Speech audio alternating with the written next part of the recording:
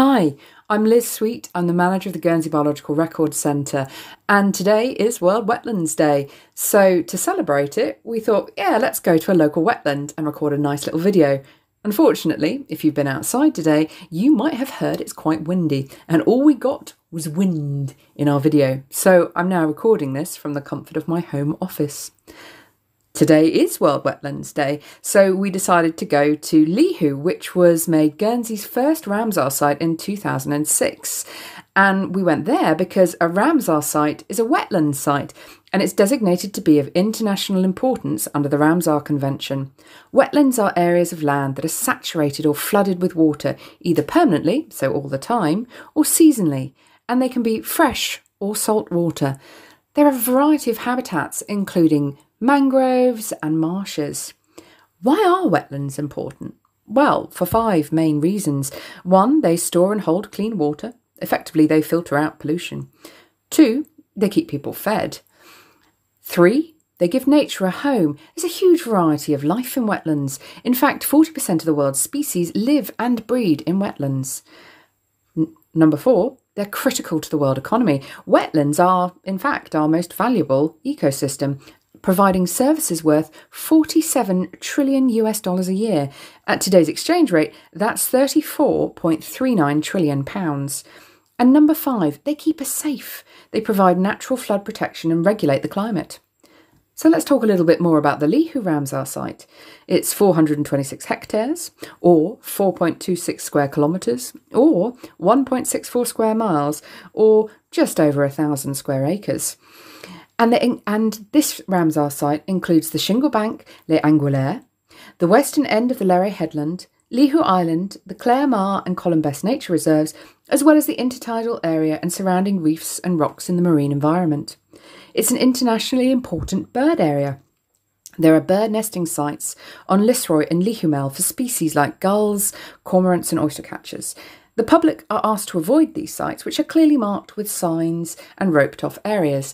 The Shingle Bank is absolutely critical to local and migrating wader species. You can find lots of different bird species on Lihou itself, and when the low tide reveals the rocks and the shingle of the intertidal area around the causeway, it's often possible to spot waders like oystercatchers, curlews, turnstones and redshank moving around the pools and the shoreline looking for food. You can see little egrets and grey herons fishing in the pools and shallows, and shags occasionally venture into the shallow water near the causeway in search for a meal. The last couple of days we've seen a huge number of gull species looking for food among the rocks. You'll often hear birds before you see them, particularly oystercatchers and curlews, and that happened both today and yesterday. It's really useful if you're surveying birds, because these chatty little birds will tell you that they're there. At this time of year, if you're lucky, you might see Brent geese feeding on the eelgrass in the channel. We saw them yesterday, we didn't see them this afternoon. Dogs are not allowed on Lihou Island or the causeway in order to protect the birds and wildlife here. There are so many species living on the shore around me, both on the causeway and the rest of the shoreline, including shore crabs, edible crabs or shanker crabs, porcelain crabs. We found 2 species this afternoon, velvet swimming crabs, aka lady crabs, and hermit crabs, and they're all scuttling around under rocks and in the seaweed. We're surveying these crabs, although they don't always want to contribute to science. We've also found their close relatives squat lobsters and lobsters, but these tend to be lower down on the shoreline. If you look in the rock pools, you might find shrimps and prawn. If you're really lucky in the seaweed, you might find nudibranchs or sea slugs or sea hares. There are also limpets, winkles, top shells, dog whelks and other members of the snail family like ormers. And we found clams. We found lots of clams today, as well as starfish. Although the last couple of days, we haven't seen any starfish. You can also find anemone like the beadlet and snakelocks. The snakelocks are everywhere.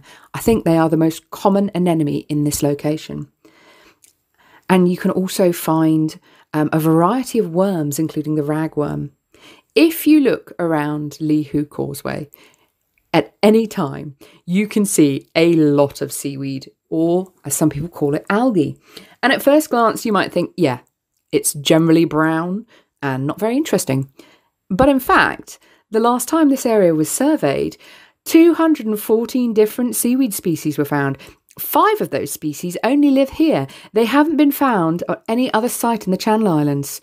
When we were surveying yesterday, we found 7 crab species, squat lobsters, 3 different fish, a juvenile eel that we thought was a conger eel, but we've seen another one today, and now I'm not sure, so we might have to call on the expertise of local fishing people to help us identify that.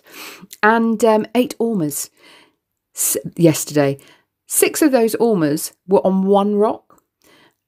We didn't take any of them. We were only measuring them to get an idea of the population. We found quite a few more today, and in locations we weren't expecting. So I've talked a little bit about why wetlands are amazing, but like many environments, they are threatened. And threats to wetlands include drainage projects, because people want to use the land for something else. Pollution, while they filter out pollution, they're also vulnerable to it. Overfishing, I said before, 40% of the world's species live in wetlands. Very easy to overexploit.